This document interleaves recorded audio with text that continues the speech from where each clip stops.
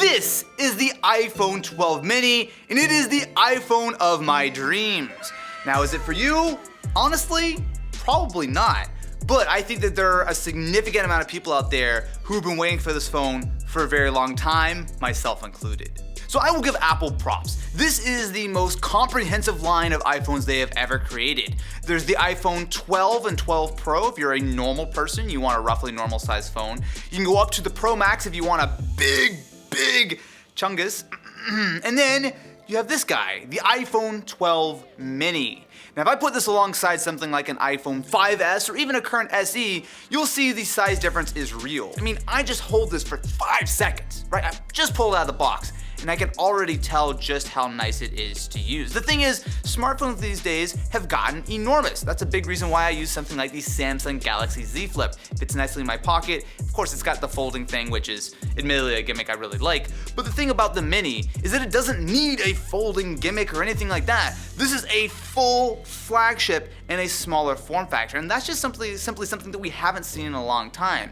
I'm stumbling over my own words because I'm so excited for the new mini phone in my life. Something else I appreciate about the iPhone 12 mini is the lack of compromises. So this has been something that is rumored for almost the entire year now, but the main thing that kept me from making a decision earlier were the specs and specifically the trade-offs, right? So generally speaking, for a mini phone, you have to lose features, right? So whether you lose 5G or higher refresh rate or whatever the case is, generally speaking, the smaller device lacks some of the high-end features that you expect. Thankfully, that's not really the case with the iPhone 12 mini. So yes, it does lack a high refresh rate display, but that is shared with the entire iPhone 12 lineup. They all run at 60 Hz, and while yes, I would have loved to see something higher, it's not really a trade-off you have to make with a smaller phone. Same thing with 5G. Now I will absolutely say that 5G is not a reason for you to upgrade to a new phone, right? And actually I do think that the 5G hype behind these new iPhones is a little bit overstated, especially because it's not really that much better for the vast majority of people at the moment.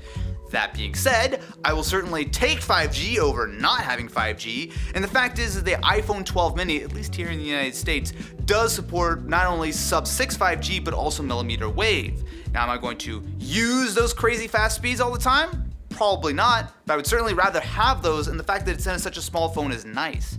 Same thing goes with the screen. Unlike the iPhone XR and the iPhone 11, the iPhone 12 mini has a much higher resolution 1080p OLED display.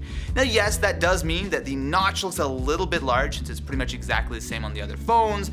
You therefore lose a little bit more screen real estate on the top of the device, but that is a trade-off I am happy to make to have a high quality screen. Same thing goes for the cameras, so we'll play around with those a little bit more later, but you've got the exact same cameras from the iPhone 12 and therefore very similar cameras to the iPhone 12 Pro and not too far off of that 12 Pro Max. Again, you're getting the smaller phone without the sacrifice. Now, there are some sacrifices you do need to make. Screen real estate is absolutely one of them. This is a much smaller display, and because of that, while it certainly gives you more screen real estate than something like an iPhone SE, for example, it's still not going to be as nice for watching video or something as the Pro Max. But that being said, I don't care. That's the whole end of my point. I don't care. You might care, but for me, I'm totally happy watching on a smaller screen. So one of the main concerns I have going into my experience with the iPhone 12 mini is battery life. This just simply has a smaller battery, and all those great benefits of being a flagship with the high-end A14 processor and camera and all that kind of stuff is great, but you also have a smaller battery to power it all. So we'll see how that goes. That would be one of my main concerns. And yes, it supports MagSafe charging at slightly slower speeds, but I don't care. You won't notice, it's totally fine. So one of the big differences between the Mini and its much bigger brother, the Pro Max, is on the camera side. So while they both share the exact same ultra-wide, they have very different main sensors, and of course the Pro Max does have that 2.5 times telephoto. Now, in theory, you should see much better results on the Pro Max, right? Not only do you have a larger sensor, but you also have that nice wide aperture there, and generally speaking, that means that you get better low light performance, and you also get a little bit more of that natural depth of field. But let's see if that's actually the case. So if I just pick some random piece of tech up here, And maybe we'll just take a couple of photos. So with this particular example of a very close-up subject, you can see a difference. So specifically, if you look at the lights behind the PS5, they're a little bit more bokeh'd out, and that looks a little bit more like a real portrait mode, but of course, this is the standard photo. Now, while the Pro Max does, at least on paper, have better stabilization with the sensor shift, it actually isn't a big difference. In fact, it's actually designed to be essentially the same level of stabilization as what you get on the mini phone. Now, the telephoto is a pretty big difference. So if I take a normal shot on the Pro Max and I take a telephoto, very large difference. And look, I'm all for having some kind of telephoto on a phone. It makes a difference, but ultimately does it make enough of a difference for me to go with a much larger phone and to give up the much cheaper price tag of the mini? No, it doesn't. It does for me, Austin. Well look, you can use the Pro Max. It's a free country and it's a free world. Is the phone free? No.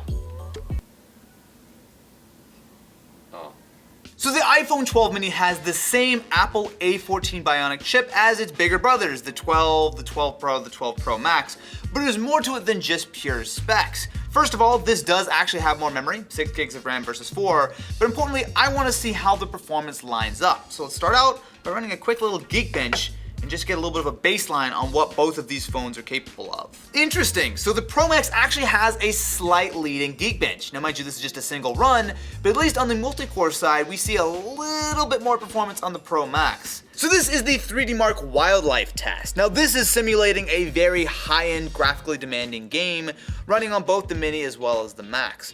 What do we got? What do we got? 41 versus 39. Yeah, see, there we go. The Pro Max pulls out a slight lead as well. Oh wow, in 1 minute, the Mini lost 2% of its battery. Oh boy.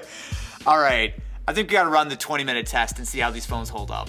So looking at the thermal image while we're running this 20-minute long stress test, it's pretty clear that the iPhone mini is much warmer. So even though the Pro Max has a hot spot on the top, pretty much the entire back of the mini is, I would say, pretty toasty. But the real test is going to be what the performance of the phones look like. All right. The benchmark is 45 versus 91.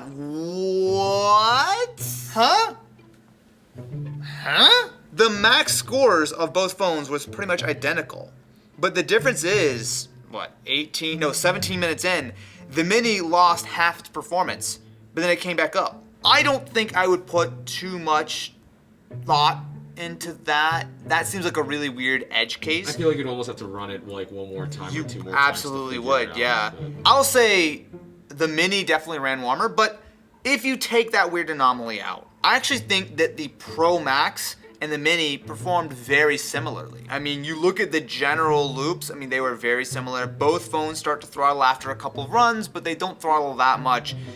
I'm actually gonna say that this is a win for the Mini, not in so much that it actually outperforms the Pro Max, but it gives you essentially the same performance in a chassis which is much smaller. That actually, I will say, is pretty impressive.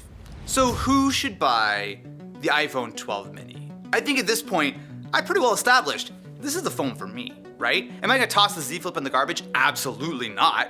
But as far as an iPhone and all the benefits of using an iPhone, the 12 mini checks all the boxes for me, with the only exception being battery life. But that's something I can deal with, especially because I'm in a very fortunate position where I do go back and forth between two devices. But if you want a compact flagship, there is simply nothing that touches the iPhone 12 mini. Thank you very much for watching. Please subscribe to the channel for more content because believe me when I say, we have some big videos coming up that I will watch on my small iPhone.